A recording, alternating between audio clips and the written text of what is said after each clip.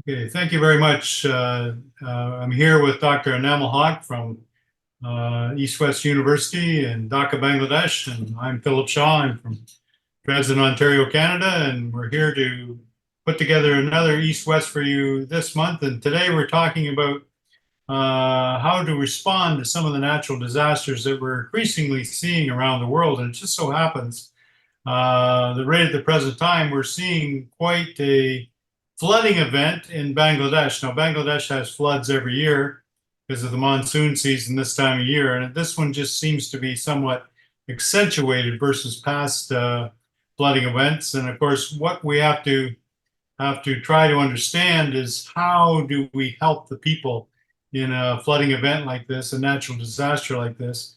It's different all around the world. Certainly it's different in Canada because we have different kinds of natural disasters that come about. But first, I thought we should let Dr. Haque just tell us about the flooding that's going on in Bangladesh now, the extent of it, how unusual it is, or is it unusual from previous years, and how is the best way to help the people that are really hurting from this flooding in Bangladesh right now. So go ahead, Dr. Haque.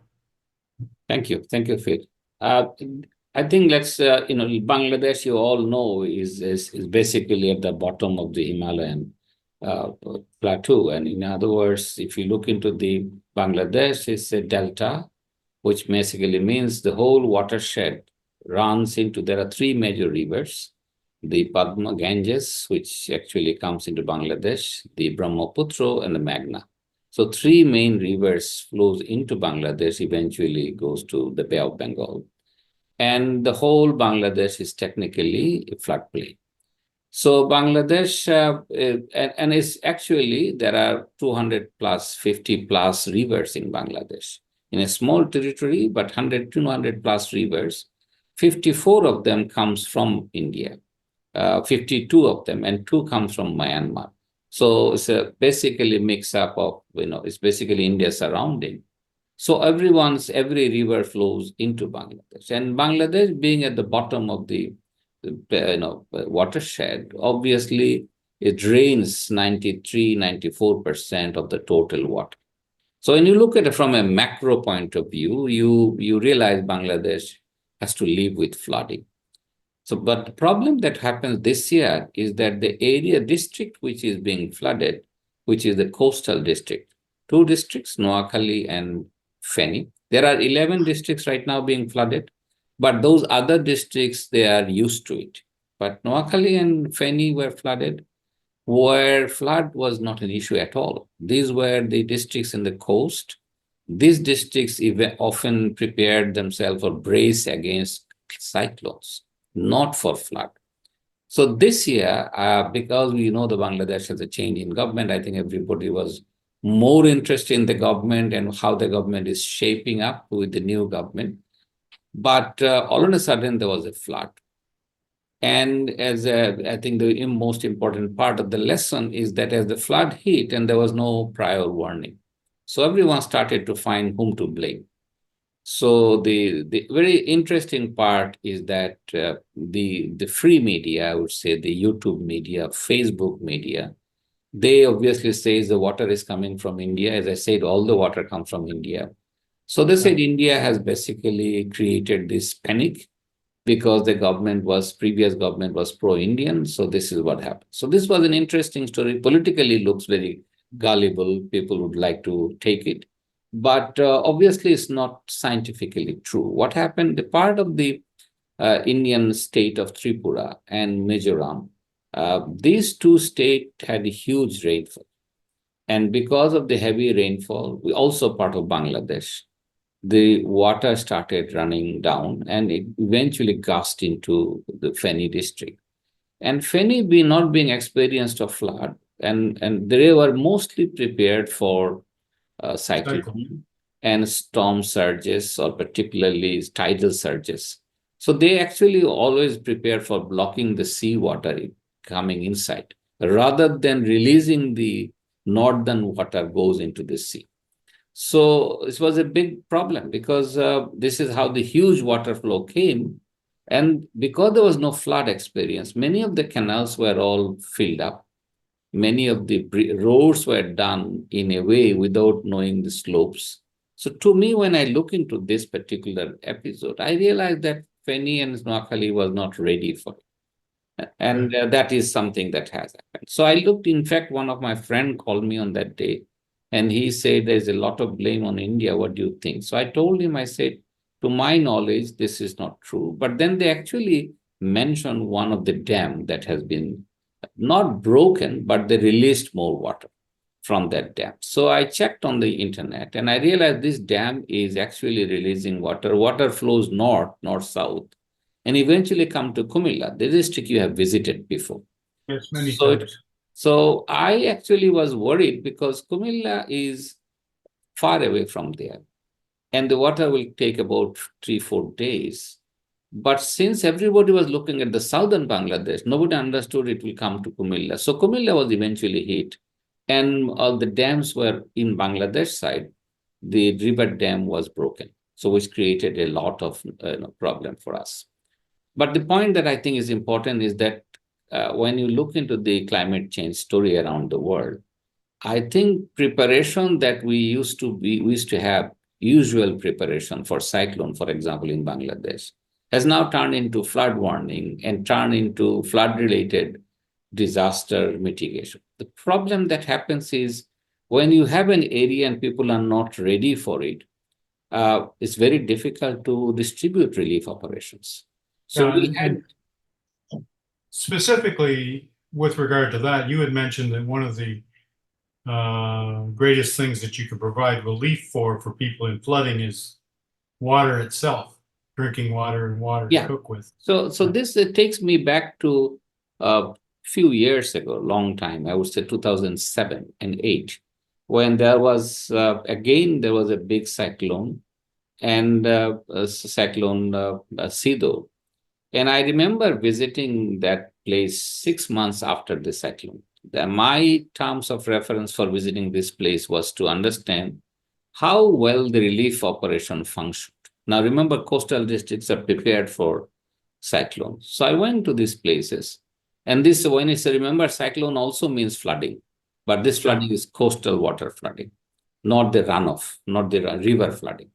So I went to these places, and the people told me that the biggest trouble they have is actually two things. Number one is food, because they cannot cook food when everything is underwater. So cooking is a major issue. And the other major issue is drinking water. Yes. And that is why a lot of people around the world suffer. There's a lot of death happens around the world because of this. Now, in most of our cyclone cases, we do not have it because relief operations is prepared for this kind of disasters, and they know we have to supply two things: rice-related, dry rice-related products, and basically water. So these are the two things that are fundamentally required. The rest of the things, they can do it. Now, overall distribution mechanism around the world is actually looking at the local government, because local government is everywhere. Now, in Bangladesh, this time also, the local government has collapsed, because with the fall of the government, there is no local government, technically speaking. It is the local officers, government officials are there. So this was also a disaster. So you realize how institutions are very important to maintain these kind of operations. And then it was happened that because the local institutions are not there, and because we had a change of government with students' movement and people's movement against the last government, people were very enthusiastic and they volunteered to do help. So it's very interesting that in absence of local government, we actually did that. Now, when the people went for volunteering, the biggest trouble that we have is that it does not go to the right group of people. So, and that's the reason I'm saying it, because last time when I was evaluating relief operation, is that when you take relief foods to the local people from a volunteer organization, you cannot go to the remotest area because your movement is restricted by communication transportation network. So when your transportation network is disrupted, you actually drop your relief to the nearest to the road. And the villages who are nearest to the road gets multiple times relief, but where remote area people do not get much. So I think globally it should be thought about, and I'm interested to understand from you that when there's a disaster, what are the operational strategy? We do use army, we do use local government, but this time both army and local government were involved in a different place because army was involved in the whole country because of the law and order scenario after the change of the government. That's Local, ongoing, and the flood is ongoing, so it's a difficult exactly. problem. In Canada, Bangladesh is a very densely populated country in a much smaller area. Canada is a very sparsely populated country on a huge landmass. So I have always felt that the biggest problem we would have with natural disaster is in the wintertime. Now we do have natural disasters too, where caused by climate change right now with wildfires, especially in Western Canada and parts of Quebec and Ontario, where we've actually had towns burned out. We had the major tourist town this year of Jasper, Alberta, burned. A third of it was burned to the ground because of wildfires and the forest fires. So that's an ongoing problem. But I've always thought the biggest problem for natural disaster in Canada would be in the wintertime, where, I mean, you've experienced some pretty cold temperatures when you lived in Canada, but you could just imagine about a minus 40-degree 2-week period where you have high winds and snow and the electricity grid gets knocked down somehow, and how difficult it can be for the people to survive. We had a bit of that happen about 30 years ago in Quebec, where some of the big transmission towers for hydroelectricity were actually knocked down by too much ice on them that knocked them down, and people were without power. And so a lot of people died in their homes because from carbon monoxide or poisonings because they were burning wood in their fireplaces and it just wasn't meant for that. And so, we have our first responders, and eventually in a situation like that, you have the army called in to maintain order. That was a very difficult situation, and I don't know exactly how it ended, other than the ice finally melted and things could be repaired properly. But I've often said to you, I said, what happens in Dhaka, Bangladesh, if you have ice and snow on the roads? And you kind of laughed and you said that'd be a terrible thing, Well, because the that's best hard to example, imagine. the best Yeah, that's hard example. to Yeah, it's hard to imagine, really. But I do think, from a Canadian perspective, a wintertime emergency would be something to think about. But of course, in Bangladesh, it's floods and cyclones and things like that, and finding out what people need the most and the most efficient way to help can be a difficult problem, and it's certainly proving that way in Bangladesh right now. I think the point that my feeling is that when you look into Canada and the United States, for example, many cities in Canada are prepared with winter. So you realize that when you are dealing with disaster related to your normal weather conditions, I think preparedness within the community exists. But imagine the wildfire in your case, which is a new event, and you realize the whole city, the whole village was burned down. Yeah, This is yeah, exactly the same thing that I'm talking about. We were prepared in the south. Now remember, I mentioned there are 11 more districts were flooded. But yeah. in these districts, preparation for against flooding is there. People knew how to deal with it.